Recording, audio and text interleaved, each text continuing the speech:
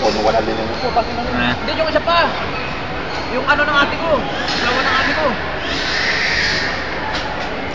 Ito, walang din. Lalagay sa YouTube to, panoorin nyo na lang ha. Yan, Kervin. Basta. Ayun lang. Ito ang big time, sarap ng buhay sa Qatar. Tago. Ito ba? Ito. Pasensya na, gutom na eh. Delirio buhay daw yan dito sa Qatar. Ito ang tago. Ha? Naku, walit. Siyempre ako, normal lang. Normal na buhay. Merong maluwag sa buhay. Merong masakit mang sinapit. Ako tama lang. Hindi kakalain mo kasi natin. Alam mo lang french fries.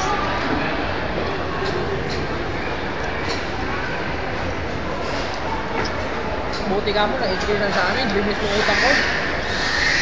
Oo. Uwi na talaga ako ah. Kasi yung application ko, yung resume ko nasa Afghanistan na. Sa Singapore na. Nandun yung opisina nung kasama ko.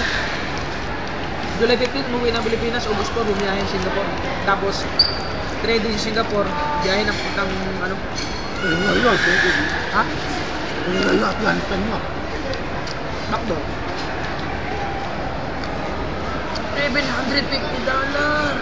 Dapat din, maraming project namin, maraming makukuha sa maraming $7. Hindi lang yung Afghanistan, doon isa pa mo na sa hukay. Aalis nga ako. Huwag ka pupunta yung diska. Hindi tayo nabuhay mo doon. Kaya delikado rin dun. Sabi mo nga, delikado dun eh. Ang dami nga napaw. Sabi yan, $750. Dapat din. Hindi na, mahal. Ayun, doon nalaman. Wala na, hindi na natuloy. Ano lang yan? Makalang. Lahat na sa kanila eh.